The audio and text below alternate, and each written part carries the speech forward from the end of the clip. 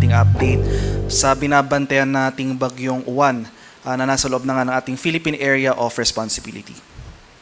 Kaninang alas 10 ng gabi ay pumasok na ng ating Philippine Area of Responsibility itong sentro ni bagyong Uwan. At tuluyan na rin itong nag-intensify or lumakas pa into a typhoon category. Latest location natin, kaninang 10 p.m., nasa layong 1,045 kilometers silangan ng Eastern Visayas. May taglay itong lakas ng hangin na malapit sa gitna na umaabot ng 120 kilometers per hour, pagbuksan na umaabot ng 150 kilometers per hour. Yung movement nito ay west-northwestward sa bilis na 20 kilometers per hour. At makikita natin dito sa ating latest satellite images na for Metro Manila and most of the country, ay generally fair weather pa ang ating inaasahan for tonight until tomorrow. At ito yung ating latest track and intensity forecast na in-issue kanina alas 11 ng gabi. At makikita natin dito sa ating track forecast yung generally westward or west-northwestward na paggalaw ni bagyong Uwan sa mga susunod na araw. Inaasahan natin na for the next 24 hours, mapapanatili nito ang typhoon intensity pero magpapatuloy kumbaga yung intensification nito. Posibleng mag-rapidly intensify ito up to a super typhoon category bukas ng gabi hanggang sa Sunday ng umaga.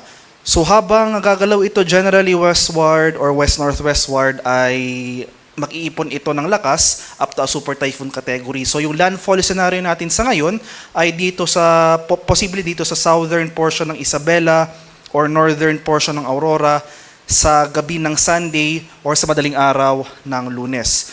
Pero yung kailangan natin pagtuunan ng pansin, itong tinatawag nating cone of probability, itong forecast cone of probability nangangahulugan na anywhere within this cone posibleng mag-track yung or mag-shift yung track nitong bagyo either northward or southward. So makikita natin dito sa ating forecast cone ay sakop pa rin ng malaking bahagi nitong forecast cone itong eastern section ng Luzon.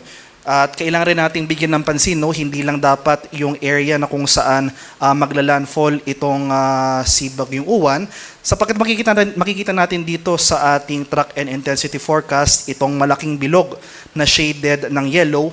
Ito yung area na kung saan mararanasan natin yung malalakas na hangin na dulot ng bagyo.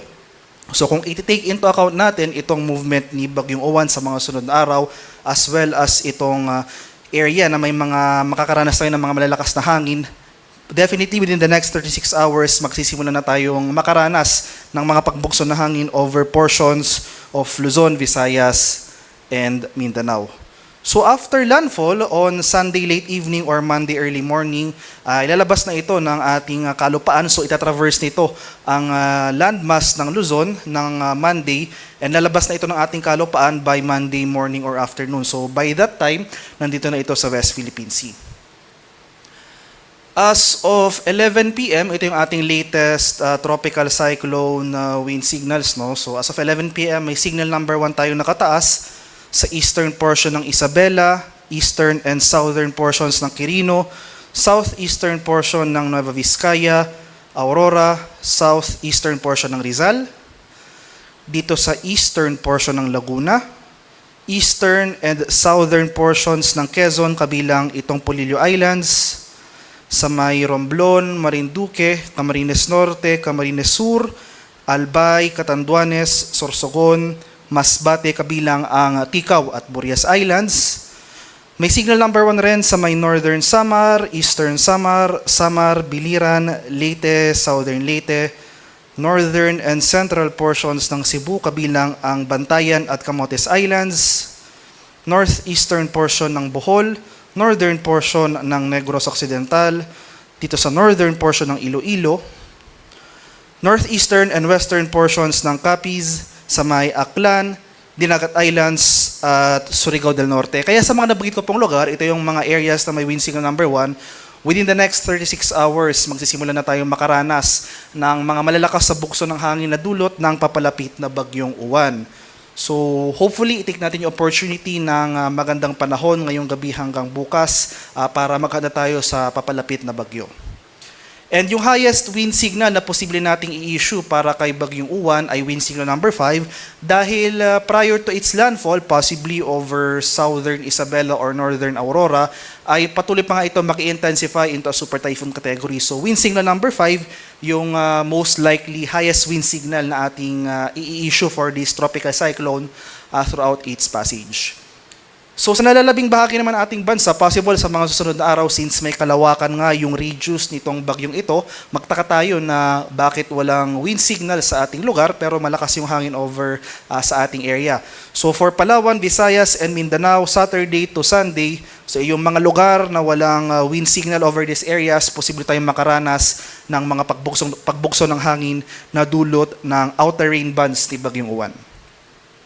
In terms naman of heavy rainfall, yung mga malalakas sa pag-ulan, tonight until tomorrow, wala pa tayong inaasahang mga malalakas sa pag-ulan. So for Metro Manila and most of the country, ay generally fair weather pa ang ating inaasahan, partly cloudy to cloudy skies.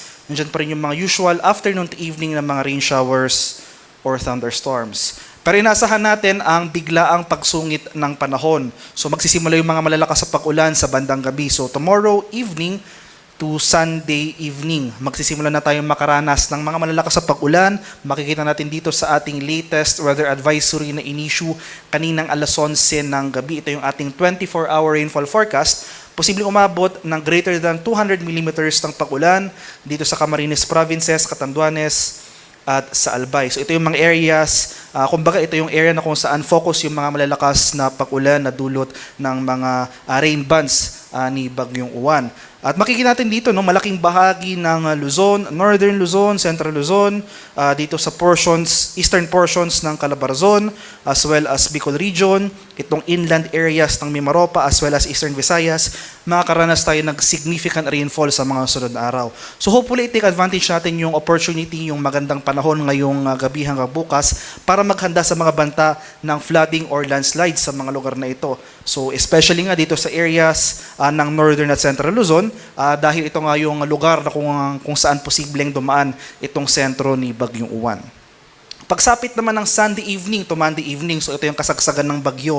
Ito yung time period na kung saan magla-landfall itong sentro ni Bagyong so at this time, posible na maglandfall yung sentro ni Bagyong Uwan sa may southern portion ng Isabela or northern portion ng Aurora. Afterwards, itra-traverse ito ang malaking bahagi ng Luzon landmass.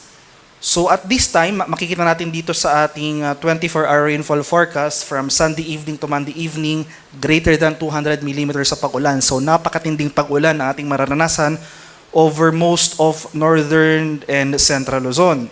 Samantala, magpapatuloy rin yung mga malalakas sa pag-ulan na dulot ng mga rain bands pa rin ni Bagyong Uwan sa nalalabing bahagi ng southern Luzon, so dito sa area ng Metro Manila, most of Calabarzon, itong northern portion ng Bicol Region, as well as itong western section ng Visayas, and some portions ng inland areas ng Mimaropa, magpapatuloy pa rin pag-ulan. Pero makikita natin dito, no, focused mostly yung mga malalakas na hangin at malalakas na ulan na dulot ni Bagyong Uwan na malapit dito sa sentro nito. So most of northern and central Luzon from Sunday evening to Monday evening, inasahan natin yung matitinding buhos ng ulan. Kaya maghanda po tayo sa mga banta ng mga biglaang pagbaha or pagguho ng lupa, especially sa mga malapit sa bulubundukin.